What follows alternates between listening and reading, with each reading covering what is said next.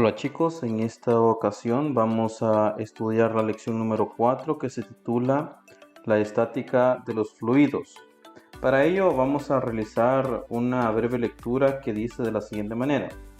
¿Has sentido alguna vez que un objeto pesa menos cuando se sumerge en agua? ¿A qué se debe esto?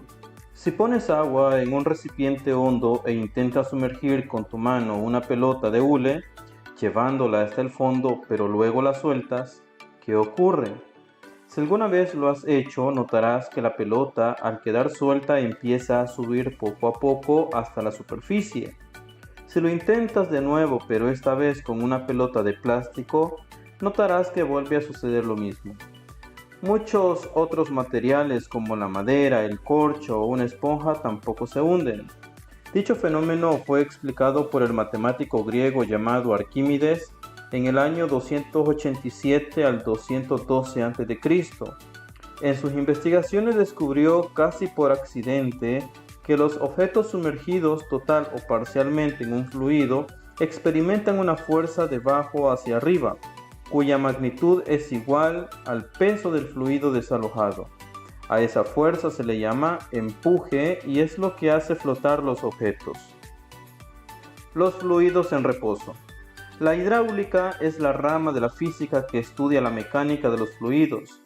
La hidráulica se divide en hidrostática, que se encarga de estudiar los fluidos en reposo, hidrodinámica, que estudia los fluidos en movimiento. En esta lección estudiarás los principios básicos de la hidrostática, la cual se fundamentan en leyes y principios de muchas aplicaciones, tales como el principio de Pascal y el de Arquímedes. Principio de Pascal. La presión que produce un líquido debido a su peso se conoce como presión hidrostática. Si el líquido se encierra en un recipiente herméticamente, se puede aplicar otra presión usando un émbolo. Dicha presión se transmitirá en todos los puntos del líquido con igual intensidad. El físico francés Blaise Pascal hizo estas observaciones y enunció el principio que lleva su nombre. Toda presión ejercida sobre un líquido encerrado en un recipiente se transmite con la misma intensidad a todos los puntos del líquido y a las paredes del recipiente que lo contiene.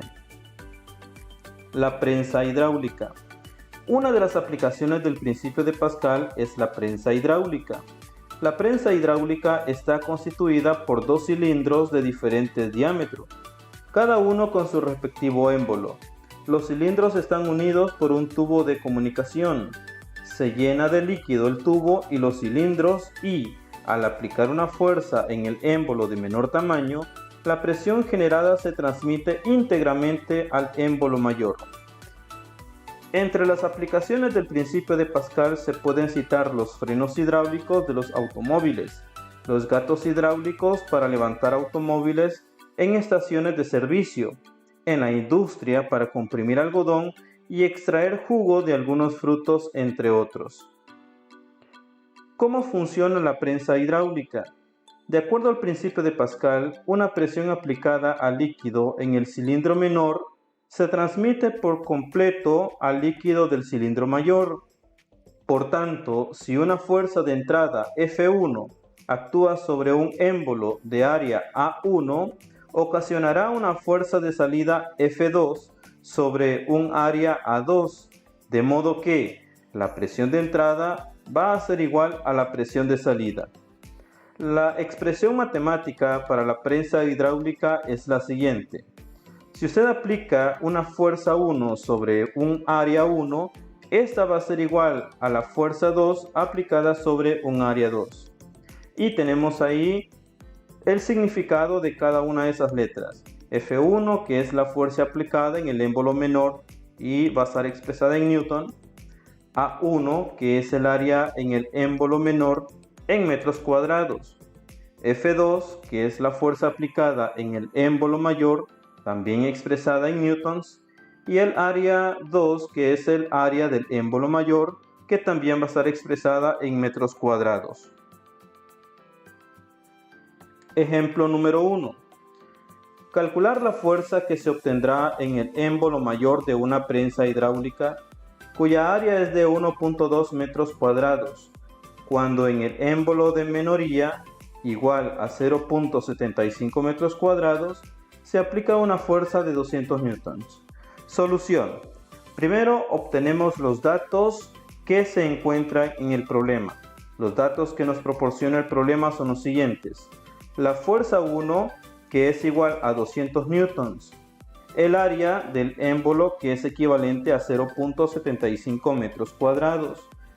Y desconocemos cuál es la fuerza aplicada en el émbolo 2. Lo que sí conocemos también es el área 2 del otro émbolo, que es equivalente a 1.2 metros cuadrados. Solución. Aplicando la expresión matemática que ya vimos anteriormente, F1 sobre A1 es igual a F2 sobre A2, vamos a despejar F2, ya que es lo que desconocemos del problema y necesitamos calcular su valor. Entonces, despejando F2 de esta expresión nos va a quedar de la siguiente manera. F2 va a ser igual a la fuerza 1 por el área 2, eso dividido entre el área 1. Ahora que ya conocemos esos tres valores, la fuerza 1, el área 2 y el área 1, lo que vamos a hacer es sustituirlo en la fórmula. Y decimos que la fuerza 2 es equivalente a 200 newtons por 1.2 metros cuadrados, eso sobre 0.75 metros cuadrados. Efectuamos la multiplicación que está en el numerador, 200 newtons por 1.2 metros cuadrados, y eso lo dividimos entre 0.75 metros cuadrados. Cuando hagamos ese proceso vamos a obtener un resultado de 320 newtons, que es el valor de la fuerza 2. Resultado. La fuerza que se obtiene en el émbolo mayor es de 320 newtons. Veamos ahora un ejemplo 2 que dice de la siguiente manera. En el cilindro menor de una prensa hidráulica de área 0.5 metros cuadrados se coloca un saco lleno de verduras cuyo peso es 29 newtons. En el pistón mayor de área 1.5 metros cuadrados se encuentra otro saco que pesa 87 newtons. Si un saco es más pesado que el otro, ¿cómo es la presión que ejerce cada uno? Bueno, lo que nos está pidiendo el problema en este caso es comparar cuál es la presión que ejercen ambos sacos o ambos objetos. En este caso, lo que vamos a hacer es que vamos a calcular la presión que ejerce uno de los cuerpos sobre un área determinada y vamos a calcular también la presión que ejerce el otro saco sobre el área determinada.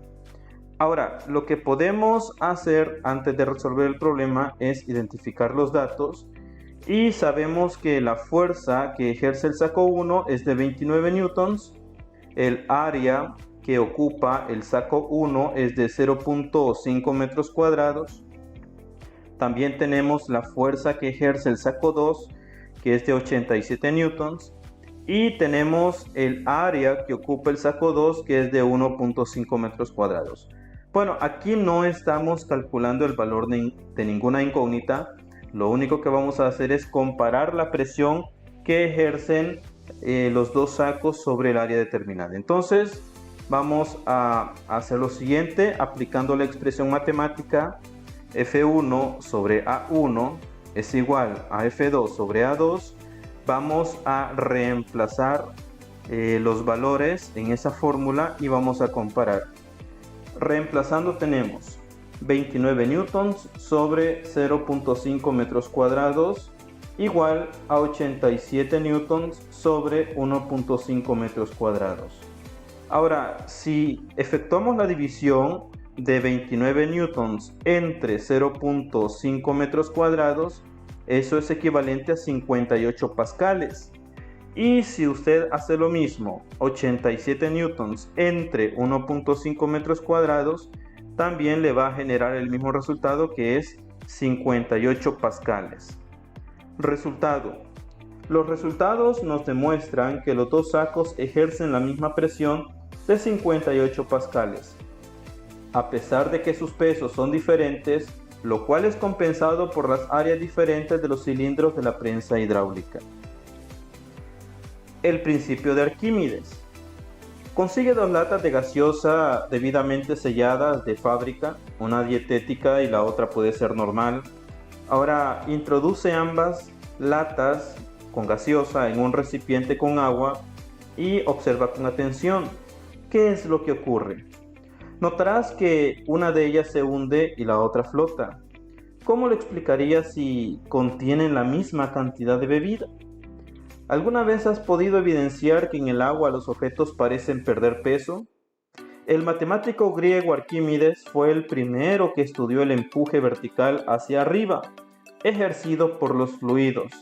De hecho, la leyenda dice que el rey mandó hacer una corona de oro, pero dudaba de la persona o del artesano que estaba haciendo esta corona. Entonces le dijo a Arquímedes que buscara un método para verificar que la corona estaba hecha 100% de oro. Entonces Arquímedes pensó mucho la forma en cómo podía hacer para identificar que la corona estaba hecha 100% de oro. En un momento de eso, donde él tomaba un baño, se dio cuenta que al ingresar a la tina, el agua que estaba dentro de ese contenedor se rebalsó al momento que él se introdujo dentro de ella. Entonces logró comprender que todo objeto que se introduce en un líquido también desplaza igual cantidad de líquido hacia afuera. Arquímedes enunció su principio de esta manera. Un objeto que se encuentra parcial o totalmente sumergido en un fluido experimenta una fuerza ascendente llamada empuje igual al peso del líquido desalojado. En este diagrama nosotros podemos ver que un objeto se introduce dentro del líquido, entonces el líquido se desplaza hacia arriba para darle espacio al objeto que se introduce en el líquido, y lo que hace es que el líquido se desborda de este contenedor trasladándose a otro contenedor más pequeño. Entonces el líquido desalojado va a ser igual a la masa de este objeto. Un cuerpo sólido sumergido en un líquido se expone a un sistema de diferentes fuerzas.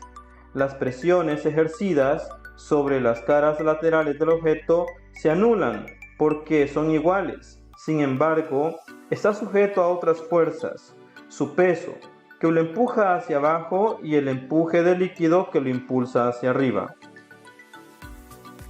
Dependiendo de la magnitud del peso y del empuje, tendremos los siguientes casos. El primer caso, si el peso del cuerpo es menor que el empuje recibido, flotará y desalojará una cantidad de líquido menor que su volumen. Si el peso del cuerpo es igual al empuje que recibe, estará en equilibrio, sumergido dentro del líquido. Si el peso del cuerpo es mayor que el empuje que recibe, este se hundirá completamente. Si esto sucede, el volumen del líquido desalojado equivale en magnitud exactamente al mismo volumen del objeto hundido. Para ilustrar lo anterior, piensa en lo siguiente.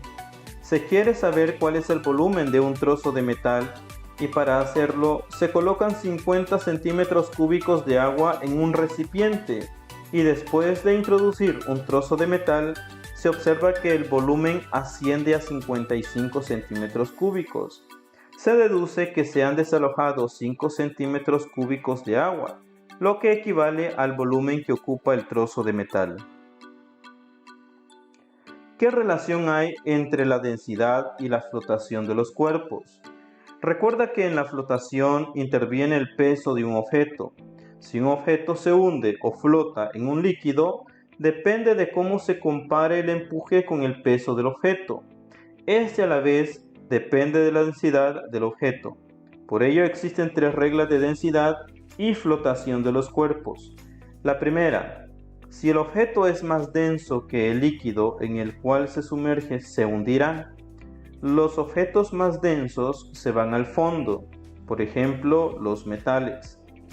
Si un objeto es menos denso que el líquido en que se sumerge, flotará. Por ejemplo, el aceite es menos denso que el agua, por eso no se mezcla, sino que flota sobre ella. Y la tercera, si la densidad de un objeto es igual que la densidad del fluido, permanecerá en equilibrio. Por ejemplo, muchos peces no salen a nadar cerca de la superficie, ni se hunden hasta el fondo. Más bien usan su vejiga natatoria para regular su densidad a fin de poder nadar en medio. El empuje. La fuerza de empuje que experimenta un cuerpo sumergido en un líquido está definida por la expresión matemática siguiente. El empuje es igual al producto de la densidad del fluido por la gravedad por el volumen del fluido desalojado. Ahora, observen que aparece la fórmula y vamos a identificar qué significan cada uno de esas letras que aparece ahí. La E significa empuje y la vamos a expresar en newtons. Esa expresión o esa letra griega que parece P denota la densidad del fluido y está expresada en kilogramos sobre metros cúbicos. También tenemos la letra G que indica la gravedad y está expresada en metros sobre segundo cuadrado.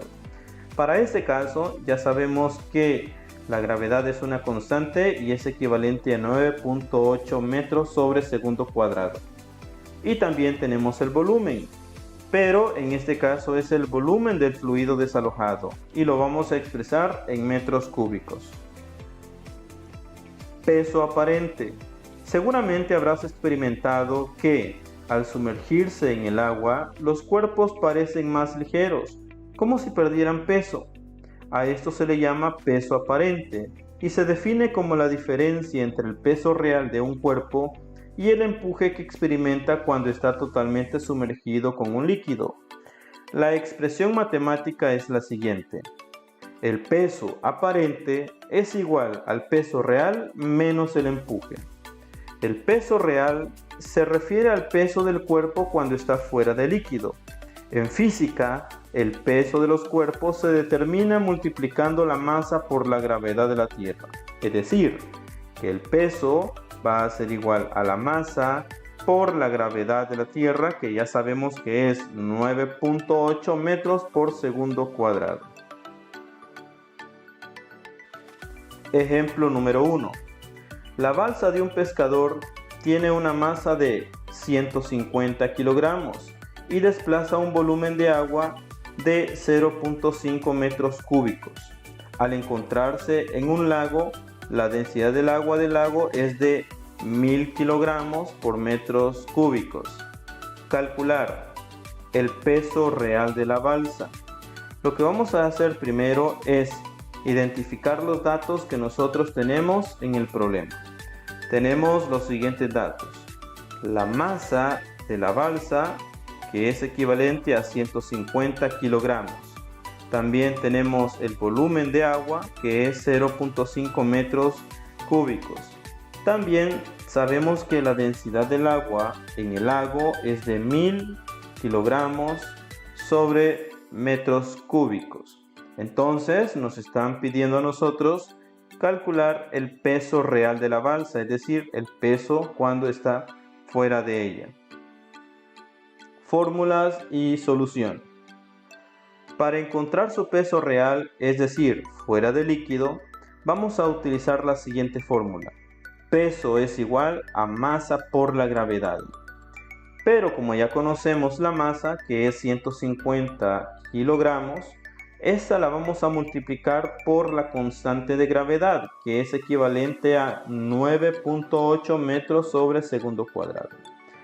Al multiplicar estas dos cantidades, 150 por 9.8 metros por segundo cuadrado, el resultado es de 1470 y lo vamos a expresar en newtons porque el peso siempre se expresa de esa manera. Recordemos que el peso en física es equivalente a una fuerza, solo que esta es una fuerza vertical, es decir, hacia abajo. Entonces el peso lo vamos a expresar en newtons.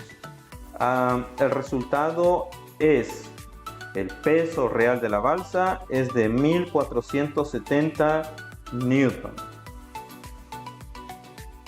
Ahora vamos a calcular el empuje que recibe al estar en el agua, es decir, cuando la balsa se sumerge en el lago, cuál es la fuerza de empuje que se genera de abajo hacia arriba. Ahora, lo que vamos a hacer es lo siguiente, vamos a utilizar los datos anteriores, la masa de la balsa que es de 150 kilogramos, el volumen que es de 0.5 metros cúbicos, la densidad del agua que es de 1000 kilogramos por metros cúbicos, y vamos también a utilizar el peso de la balsa que en este caso es de 1470 newtons. Recordemos que este es el peso real, es decir, el peso cuando está fuera del líquido. Fórmulas y solución. Como lo que nos preguntan es el valor de la fuerza de empuje, ya sabemos que para calcular el empuje que genera esa fuerza sobre un objeto está regulada por la siguiente fórmula. Empuje es igual a la densidad del fluido por la gravedad por el volumen del fluido desalojado. Entonces, vamos a reemplazar esos valores en esa fórmula, sustituyendo la densidad del fluido, es decir, la densidad del agua del lago, es de 1000 kilogramos por metros cúbicos. La gravedad, la letra G, ya sabemos que esa es una constante y es equivalente a 9.8 metros sobre segundo cuadrado. Y el volumen del fluido desalojado, que ya sabemos que es 0.5 metros cúbicos, y ese dato ya nos lo dio el problema al inicio. Al efectuar la multiplicación de 1000 por 9.8 por 0.5, el resultado es de 4900 newtons. Entonces decimos que la fuerza de empuje que recibe la balsa al estar en el agua es de 4900 newtons. También vamos a calcular el peso aparente debido al empuje recibido, es decir, cuando se introduce la balsa en el agua, el peso que tenía fuera de ella ya no es el mismo que posee dentro del líquido, del agua, del lago. Entonces necesitamos saber cuál es ese peso cuando está dentro del líquido. Vamos a definir los datos. Ya sabemos que la masa de la balsa es de 150 kilogramos. El volumen del líquido desalojado es de 0.5 metros cúbicos. La densidad del agua del lago es de 1000 kilogramos por metros cúbicos. También sabemos el peso real de la balsa, que es de 1470 newtons. Y conocemos la fuerza de empuje que recibe la balsa cuando se introduce en el lago, que es de 4900 newtons. Ahora, lo que nos piden es el peso aparente. Pero ya sabemos que el peso aparente se calcula restando el peso real menos el empuje. El peso real de la balsa es de 1470 newtons y el empuje es de 4900 newtons. Entonces efectuamos la resta del peso real menos el empuje, que en este caso sería 1470 newtons menos 4900 newtons.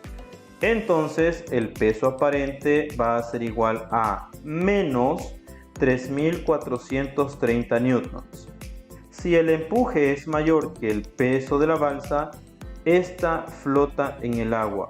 Observen, si el empuje es mayor que el peso de la balsa, esta flota en el agua. Entonces el resultado tendría que ser negativo. Y es lo que hemos obtenido, un resultado negativo. Como el resultado es negativo, entonces vamos a decir que la balsa flota en el agua y no se hunde. Si esto hubiese sido positivo, lo más seguro es que la balsa se hubiese hundido. El principio de Arquímedes y los barcos. Una de las más importantes aplicaciones del principio de Arquímedes está en el diseño, construcción y funcionamiento de los barcos. Desde las pequeñas embarcaciones artesanales de madera hasta los enormes buques transatlánticos hechos de acero, todos están diseñados para flotar en el agua de acuerdo con el principio de Arquímedes. Los grandes barcos, no importa de qué material estén fabricados, contienen enormes espacios llenos de aire, el cual es una sustancia cuya densidad es menor que la del agua, es decir, más ligero o más liviano que el agua, lo que permite que el barco se mantenga a flote, desalojando un volumen de agua equivalente a su propio volumen total. Es debido a estos grandes espacios llenos de aire que la densidad total de los barcos resulta ser menor que la del agua, permitiéndoles desplazarse tranquilamente sobre la superficie. El Titanic. ¿Por qué se hundió? El majestuoso barco Titanic fue diseñado usando las más altas tecnologías de la época, tales como máquinas alternativas, turbinas de baja presión y propulsores. Se creía se mantendría a flote ante cualquier emergencia, pero se hundió en su viaje inaugural el 15 de abril de 1912. A pesar de su lujoso equipamiento y su diseño de flotación espectacular, sucumbió al rozar con un iceberg en las heladas aguas del Atlántico Norte. ¿Falló el principio de Arquímedes? No, se hundió debido al daño causado en la proa al momento del impacto. La proa es la parte frontal de los barcos.